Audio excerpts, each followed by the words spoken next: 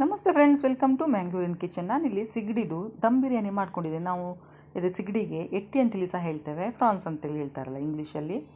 ಫಸ್ಟಿಗೆ ನಾನಿಲ್ಲಿ ಅನ್ನ ಮಾಡ್ಕೊಳ್ತಾ ಇದ್ದೇನೆ, ಬಾಸುಮತಿ ರೈಸ್ ಇದು. ನೀವು ಸೋನಾ ಮಸೂರಿ ಅಕ್ಕಿಯಿಂದ ಅನ್ನ ಸಹ ಅದನ್ನು ಮಾಡಿ ಇಟ್ಕೊಳ್ಬೋದು. ನೋಡಿ, ಇಡೀ ಗರಂ ಮಸಾಲೆ ಹಾಕಿ ಉಪ್ಪು ಹಾಕಬೇಕು, ಮತ್ತು ಸ್ವಲ್ಪ ತುಪ್ಪ ಸಹ ಹಾಕಬೇಕು, ಸ್ವಲ್ಪ ನಿಂಬೆಹಣ್ಣಿನ ರಸ ಸಹ ಹಾಕಬೇಕು. ಅದರ ನಂತರ ಅಕ್ಕಿ ಹಾಕ್ಕೊಳ್ಳಿ. ನೀವು ಉಪ್ಪು ಹಾಕಿದ್ರೇ ಅಂದರೆ ಅನ್ನದ ಟೇಸ್ಟು ಕರೆಕ್ಟಾಗಿ ಬರ್ತದೆ, ಹಾಗಾಗಿ ಉಪ್ಪು ಹಾಕಿ ಅನ್ನ ಮಾಡ್ಕೊಳ್ಳಿ. ಮತ್ತು ಅನ್ನ ಒಂದು ಮುಕ್ಕಾಲು ಭಾಗ, ಒಂದು 80% ಬೆಂದರೆ ಸಾಕಾಗ್ತದೆ. ಅಂದರೆ ನಾವು ದಮ್ ಕಟ್ತೇವಲ್ಲ, ಅದರಲ್ಲಿ ಕರೆಕ್ಟಾಗಿ ಬರ್ತದೆ. ಇಲ್ಲಿ ಕಲ್ಲುಪ್ಪು ಹಾಕಿದ್ದೇವೆ ನಾವು, ನೀವು ಪುಡಿ ಉಪ್ಪು ಸಹ ಹಾಕ್ಕೊಳ್ಬೋದು. ಹಾಗೆಯೇ ನೋಡಿ, ಅನ್ನ ಬಸಿಲಿಕ್ಕೆ ಬರಲಿಲ್ಲ ಅಂತ ಹೇಳಿದರೆ ಖಂಡಿತ ನೀವು ಕುಕ್ಕರಲ್ಲಿಯೇ ಮಾಡ್ಕೊಳ್ಳಿ. ಇಲ್ಲಿ ನಾವು ಅನ್ನ ಬಸಿದು ಮಾಡ್ಕೊಳ್ತಾ ಇದ್ದೇವೆ. ಅನ್ನ ಆದಮೇಲೆ ಇಲ್ಲಿ ಪಾತ್ರೆ ಬಿಸಿ ಮಾಡಲಿಕ್ಕೆ ಇಟ್ಟಿದ್ದೇವೆ. ಅದಕ್ಕೆ ಎಣ್ಣೆ ಮತ್ತು ತುಪ್ಪ ಎರಡೂ ಸಹ ಹಾಕ್ಕೊಂಡಿದ್ದೇವೆ. ಹಾಗೆಯೇ ಸ್ವಲ್ಪ ಜೀರಿಗೆ ಹಾಕ್ಕೊಂಡಿದ್ದೇವೆ, ಅದಕ್ಕೆ ಸ್ವಲ್ಪ ಪುದೀನ ಸೊಪ್ಪು ಹಾಕ್ಕೊಂಡಿದ್ದೇವೆ. ಆಮೇಲೆ ನೀರುಳ್ಳಿ, ಟೊಮೆಟೊ ಎಲ್ಲ ಕಟ್ ಮಾಡಿ ಇಟ್ಕೊಂಡಿದ್ದೇವೆ. ಒಂದು ಅರ್ಧ ಕಿಲೋ ನೀರುಳ್ಳಿ, ಟೊಮೆಟೊ ಎಲ್ಲ ತೊಗೊಂಡು ಕಟ್ ಮಾಡಿ ಇಟ್ಕೊಂಡಿದ್ದು, ಅಂದರೆ ಸ್ವಲ್ಪ ಜಾಸ್ತಿ ಕ್ವಾಂಟಿಟಿಯಲ್ಲಿ ಮಾಡ್ಕೊಳ್ತಾ ಇದ್ದದ್ದು. ಇಲ್ಲಿ ನೀರುಳ್ಳಿ ಹಾಕಿ ಫ್ರೈ ಮಾಡ್ಕೊಳ್ತಾ ಇದ್ದೇವೆ. ನೀರುಳ್ಳಿಯಲ್ಲಿ ಮತ್ತು ಟೊಮೆಟೊ ಎಲ್ಲ ಚೆಂದ ಪೇಸ್ಟ್ ಥರ ಫ್ರೈ ಆಗಬೇಕು. ಹಾಗಾಗಿ ಸ್ವಲ್ಪ ಎಣ್ಣೆ ಸ್ವಲ್ಪ ಜಾಸ್ತಿ ಹಾಕಿ ನಾವು ಮಾಡ್ಕೊಳ್ತಾ ಇದ್ದೇವೆ. ನೀವು ನೋಡ್ಕೊಳ್ಳಿ, ಅಂದರೆ ಒಬ್ಬೊಬ್ಬರು ಎಣ್ಣೆ ಜಾಸ್ತಿ ತಿನ್ನೋದಿಲ್ಲಲ್ಲ. ಹಾಗೆ ನಾವು ಇಲ್ಲಿ ಚಿಕನ್ ಬಿರಿಯಾನಿ, ಮಟನ್ ಬಿರಿಯಾನಿ ಎಲ್ಲ ಮಾಡ್ಕೊಳ್ತೇವಲ್ಲ, ಅದೇ ಥರನೇ ಸ್ವಲ್ಪ ಅಂದರೆ ಈಗ ಇಲ್ಲಿ ನಾವು ನೀರುಳ್ಳಿ ಫ್ರೈ ಮಾಡ್ತಾ ಇದ್ದೇವಲ್ಲ, ಒಂದೊಂದು ಸಲ ಅಂದರೆ ನಾವು ನೀರುಳ್ಳಿ ಫ್ರೈ ಮಾಡ್ತಾ ಇರುವಾಗಲೇ ನಾವು ಗರಂ ಮಸಾಲ ಸಹ ಇದಕ್ಕೆ ಆ್ಯಡ್ ಮಾಡಿ ನಾವು ಫ್ರೈ ಮಾಡ್ಕೊಳ್ತೇವೆ. ಇಲ್ಲಿ ಖಾಲಿ ನೀರುಳ್ಳಿ ಮಾತ್ರ ಹಾಕಿದ್ದೇವೆ, ಜೀರಿಗೆ, ನೀರುಳ್ಳಿ. ಅದಕ್ಕೆ ಉಪ್ಪು ಹಾಕ್ಕೊಂಡ್ರೆ ಸ್ವಲ್ಪ ಬೇಗ ಆಗ್ತದೆ ಅಂತೇಳಿ ಉಪ್ಪು ಹಾಕಿ ಫ್ರೈ ಮಾಡ್ಕೊಳ್ಳೋದು. ಈಗ ನೋಡಿ, ಇಷ್ಟು ಫ್ರೈ ಆದಮೇಲೆ ಟೊಮೆಟೊ ಹಾಕಿ ಪುನಃ ಮಿಕ್ಸ್ ಮಾಡ್ಕೊಳ್ತಾ ಇರೋದು. ಆಮೇಲೆ ನಿಮ್ಮ ಹತ್ರ ಶುಂಠಿ ಬೆಳ್ಳುಳ್ಳಿ ಪೇಸ್ಟ್ ಇದ್ದರೆ ನೀವು ಶುಂಠಿ ಬೆಳ್ಳುಳ್ಳಿ ಪೇಸ್ಟ್ ಸಹ ಇದಕ್ಕೆ ಯೂಸ್ ಮಾಡ್ಬೋದು. ನಾನಿಲ್ಲಿ ಶುಂಠಿ ಬೆಳ್ಳುಳ್ಳಿ ಪೇಸ್ಟ್ ಹಾಕಲಿಲ್ಲ, ಯಾಕಂತೇಳಿದರೆ ಬೇರೆ ಮಸಾಲೆ ಕಡಿಲಿಕ್ಕೆ ಉಂಟಲ್ಲ, ಅಂದರೆ ಗ್ರೈಂಡ್ ಮಾಡಲಿಕ್ಕೆ ಉಂಟು, ಖಾರಕ್ಕೆಲ್ಲ ಗ್ರೀನ್ ಚಿಲ್ಲಿ ಅದೆಲ್ಲ ಹಾಕಿ. ಹಾಗಾಗಿ ಒಂದು ವೇಳೆ ನೀವು ಮಸಾಲೆ ಗ್ರೈಂಡ್ ಮಾಡಲಿಕ್ಕೆ ಶುಂಠಿ ಬೆಳ್ಳುಳ್ಳಿ ಹಾಕಲಿಲ್ಲ ಅಂತ ಹೇಳಿದರೆ ಈ ಟೈಮಲ್ಲಿ ನೀವು ಶುಂಠಿ ಬೆಳ್ಳುಳ್ಳಿ ಪೇಸ್ಟ್ ಹಾಕ್ಬೋದು. ಹೀಗೆ ಇದಕ್ಕೆ ಸ್ವಲ್ಪ ಟರ್ಮರಿಕ್ ಪೌಡರ್ ಹಾಕಿ ಪುನಃ ಫ್ರೈ ಮಾಡ್ಕೊಳ್ಬೇಕು. ಅಂದರೆ ಚೆಂದ ಪೇಸ್ಟ್ ಥರ ಆಗಬೇಕು, ಅಷ್ಟು ತನಕ ಇದನ್ನು ಫ್ರೈ ಮಾಡ್ಕೊಳ್ಬೇಕು. ಖಂಡಿತ ಟ್ರೈ ಮಾಡಿ, ಅಂದರೆ ತುಂಬ ಸೂಪರಾಗಿ ಬರ್ತದೆ. ಇದು ನನ್ನ ಅತ್ತೆಗಿದು ರೆಸಿಪಿ, ತುಂಬ ಸೂಪರಾಗಿ ಬರ್ತದೆ. ಹಾಗೆ ನೋಡಿ, ಮಸಾಲೆಗೆ ಇಲ್ಲಿ ಪುದೀನ, ಕೊತ್ತಂಬರಿ ಸೊಪ್ಪು, ಆಮೇಲೆ ಗ್ರೀನ್ ಚಿಲ್ಲಿ ಖಾರಕ್ಕೆ ಎಷ್ಟು ಬೇಕಂತೇಳಿ, ಬೆಳ್ಳುಳ್ಳಿ, ಆಮೇಲೆ ಶುಂಠಿ. ಸ್ವಲ್ಪ ನೀವು ಕ್ವಾಂಟಿಟಿ ಮಾಡ್ಕೊಳ್ಳೋದಿದ್ದರೆ ಎಲ್ಲ ಸ್ವಲ್ಪನೇ ಹಾಕ್ಕೊಳ್ಳಿ, ಶುಂಠಿ, ಬೆಳ್ಳುಳ್ಳಿ, ಗ್ರೀನ್ ಚಿಲ್ಲಿ ಎಲ್ಲ ನಿಮಗೆ ಖಾರಕ್ಕೆ ಅನುಗುಣವಾಗಿ ಎಷ್ಟು ಅಂತೇಳಿ.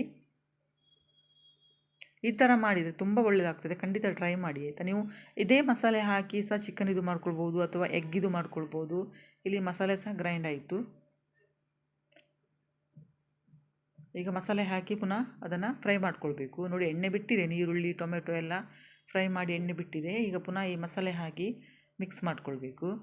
ಇಲ್ಲಿ ಎಟ್ಟಿ ಅಂದರೆ ಸಿಗಡಿಯನ್ನು ಕ್ಲೀನಾಗಿ ತೊಳೆದು ಎಲ್ಲ ಕ್ಲೀನ್ ಮಾಡಿ ಇಟ್ಕೊಂಡಿದ್ದೇವೆ. ನೀವು ಗ್ರೇವಿ ಸಪ್ರೇಟು ಅಥವಾ ಅನ್ನ ಸಪ್ರೇಟ್ ಆ ಥರ ಸಹ ಮಾಡ್ಕೊಳ್ಬೋದು. ಇದಕ್ಕೆ ನೋಡಿ, ಚಿಕನ್ ಬಿರಿಯಾನಿ ಪೌಡರು ಅದೆಲ್ಲ ಹಾಕ್ಕೊಳ್ಬೇಕು ಸ್ವಲ್ಪ.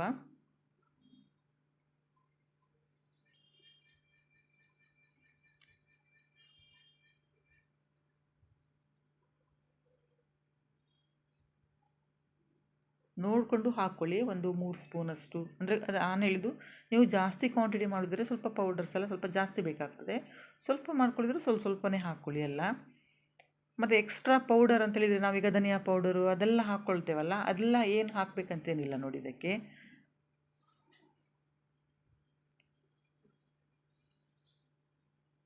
ನೋಡಿ, ಇದೇ ಎರಡು ನಾವು ಯೂಸ್ ಮಾಡಿದ್ದು.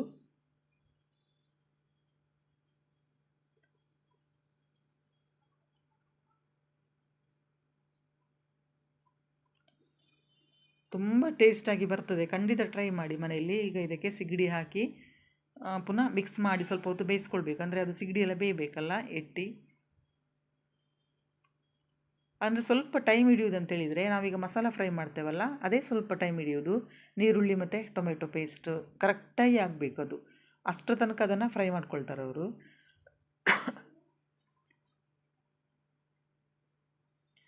ಅಂದರೆ ಎಟ್ಟಿ ಸ್ವಲ್ಪ ಚಿಕ್ಕದಿತ್ತು, ಸ್ವಲ್ಪ ದೊಡ್ಡದಿದ್ದರೆ ಇನ್ನೂ ಸಹ ಒಳ್ಳೆಯದಾಗ್ತದೆ. ಅನ್ನ ಮಾತ್ರ ನೀವು ಒಂದು 80% ಅಂದರೆ ಮುಕ್ಕಾಲು ಭಾಗ ಬೆಂದಿರಬೇಕು, ತುಂಬ ಬೇಯಿಸ್ಲಿಕ್ಕೆ ಹೋಗಬಾರ್ದು. ತುಂಬ ಮೆದು ಆದರೆ ಸಹ ಅಷ್ಟು ಒಳ್ಳೆಯದಾಗೋದು. ಇದಕ್ಕೆ ಸಹ ಗ್ರೇವಿಗೆ ರುಚಿಗೆ ತಕ್ಕಷ್ಟು ಉಪ್ಪು, ಆಮೇಲೆ ಸ್ವಲ್ಪ ನೀರು, ಅಂದರೆ ಸ್ವಲ್ಪ ಗ್ರೇವಿ ಥರ ಆಗಬೇಕಲ್ಲ. ಇದು ಒಂದು ಕಡೆ ಆಗ್ತಾ ಇರುವಾಗಲೇ ಇಲ್ಲಿ ಪುದೀನ ಅದನ್ನೆಲ್ಲ ಸ್ವಲ್ಪ ಫ್ರೈ ಮಾಡ್ಕೊಳ್ಬೇಕು. ಅಂದರೆ ಅನ್ನದ ಮೇಲೆಲ್ಲ ಹಾಕ್ಕೊಳ್ಳಿಕ್ಕೆ ಪುದೀನ ಮತ್ತು ನೀರುಳ್ಳಿ, ಸ್ವಲ್ಪ ಡ್ರೈ ಫ್ರೂಟ್ಸು ಅದೆಲ್ಲ. ಇಲ್ಲಿ ಖಾಲಿ ಕ್ಯಾಶ್ಯೂ ಮಾತ್ರ ಫ್ರೈ ಮಾಡ್ಕೊಳ್ಳೋದು. ನೀವು ಬೇಕಂತೇಳಿದರೆ ದ್ರಾಕ್ಷಿ ಸಹ ಹಾಕ್ಕೊಳ್ಬೋದು, ಒಣ ದ್ರಾಕ್ಷಿ ಉಂಟಲ್ಲ ಅದನ್ನು ಸಹ ಫ್ರೈ ಮಾಡಿ ಹಾಕ್ಕೊಳ್ಬೋದು. ಈರುಳ್ಳಿ ನೋಡಿ ಬ್ರೌನ್ ಆಗೋಷ್ಟು ತನಕ ಇದನ್ನು ಫ್ರೈ ಮಾಡ್ಕೊಳ್ಬೇಕಾಗ್ತದೆ. ಈಗ ನಾವು ಸೇಮ್ ನಿಮಗೆ ಇದು ಬಿರಿಯಾನಿಗೆ, ಅಂದರೆ ನಾವು ಅದಕ್ಕೆ ಸ್ವಲ್ಪ ಡಿಫ್ರೆಂಟ್ ಅಂತೇಳಿದರೆ ಚಿಕನ್ ಬಿರಿಯಾನಿಗೆ ನಾವು ಇಡೀ ಗರಂ ಮಸಾಲೆ ಎಲ್ಲ ಫ್ರೈ ಮಾಡಲಿಕ್ಕೆ ಹಾಕ್ತೇವಲ್ಲ, ಇಲ್ಲಿ ಹಾಕಲಿಲ್ಲ.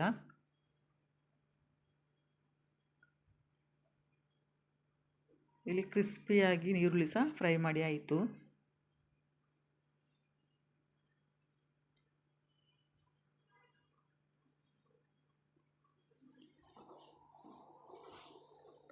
ಕ್ಯಾಶು ಸ್ವಲ್ಪ ಕಲರ್ ಚೇಂಜ್ ಆಗೋಷ್ಟು ಫ್ರೈ ಮಾಡಿದರೆ ಸಾಕು. ಅದ್ರ ಜೊತೆಲಿ ನೀವು ಒಣ ದ್ರಾಕ್ಷಿ ಸಹ ಫ್ರೈ ಮಾಡಿ ಹಾಕ್ಕೊಳ್ಬೋದು ಅಂತ ಹೇಳಿದೆಯಲ್ಲ ನಿಮ್ಮ ಹತ್ರ. ಆದರೆ ಆಪ್ಷನಲ್ಲು, ಬೇಕಂತೇಳಿದರೆ ಹಾಕಿ ನೀವು ಡ್ರೈ ಫ್ರೂಟ್ಸು, ಇಲ್ಲಂತೇಳಿದರೆ ಹಾಕಲೇಬೇಕಂತೇನಿಲ್ಲ, ಹಾಗೆಯೇ ಮಾಡ್ಬೋದು. ಆದರೆ ಮಧ್ಯ ಮಧ್ಯದಲ್ಲಿ ಒಂದೊಂದು ಪೀಸ್ ಸಿಕ್ಕಿದರೆ ಒಳ್ಳೆಯದಾಗ್ತದಲ್ಲ ತಿನ್ನುವಾಗ ಅಂತೇಳಿ. ಇಲ್ಲಿ ನೋಡಿ ಎಲ್ಲ ಸಹ ರೆಡಿ ಆಯಿತು. ಈಗ ಅನ್ನ ಸಹ ರೆಡಿಯಾಗಿದೆ, ಗ್ರೇವಿ ಸಹ ರೆಡಿ ಆಯಿತು, ಆಮೇಲೆ ಫುಡ್ ಕಲರ್ ಸಹ ಇಲ್ಲಿ ತೊಗೊಂಡಿದ್ದೇವೆ. ಹಾಗೆಯೇ ಫ್ರೈ ಮಾಡಿರುವಂಥ ಇದೆಲ್ಲ ಫಸ್ಟಿಗೆ ನೋಡಿ ಒಂದು ಲೇಯರ್ ಅನ್ನ, ಆಮೇಲೆ ಅದ್ರ ಮೇಲೆ ಈಗ ಮಸಾಲೆ ಹಾಕ್ಕೊಳ್ಬೇಕು. ಅದರ ನಂತರ ಸ್ವಲ್ಪ ಇದು ನೀರುಳ್ಳಿ ಅದೆಲ್ಲ. ಫುಡ್ ಕಲರ್ ಸಹ ನಿಮಗೆ ಬೇಕಂತೇಳಿದರೆ ಯೂಸ್ ಮಾಡಿ, ಇಲ್ಲಾಂತೇಳಿ ನಿಮ್ಮ ಹತ್ರ ಕೇಸರಿ ಇದ್ದರೆ ಕೇಸರಿ ಸಹ ಸ್ವಲ್ಪ ಹಾಲಲ್ಲಿ ಮಿಕ್ಸ್ ಮಾಡಿ ಹಾಕ್ಕೊಳ್ಳಿ. ಈ ಥರ ಲೇಯರ್ ಪ್ರಕಾರ ಹಾಕ್ತಾ ಹೋಗಬೇಕು.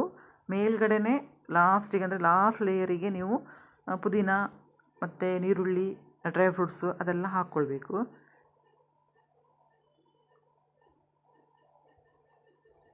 ವಿಡಿಯೋ ನೋಡ್ತಾ ಇರುವಾಗಲೇ ಲೈಕ್ ಬಟನ್ ಪ್ರೆಸ್ ಮಾಡಿ, ಮತ್ತು ಯಾರು ಚಾನಲನ್ನು ಫಸ್ಟ್ ಟೈಮ್ ನೋಡ್ತಿದ್ರಿ ಪ್ಲೀಸ್ ಸಬ್ಸ್ಕ್ರೈಬ್ ಮಾಡಿ. ಹಾಗೆಯೇ ವಿಡಿಯೋ ಹೇಗಿತ್ತು ಅಂತೇಳಿ ಕಮೆಂಟ್ ಮಾಡಿ ಹೇಳಿ. ನಿಮಗೆ ಈ ವಿಡಿಯೋ ಇಷ್ಟ ಆದಲ್ಲಿ ಶೇರ್ ಮಾಡಿ ಫ್ರೆಂಡ್ಸ್ಗೆ, ರಿಲೇಟಿವ್ಸಿಗೆಲ್ಲ.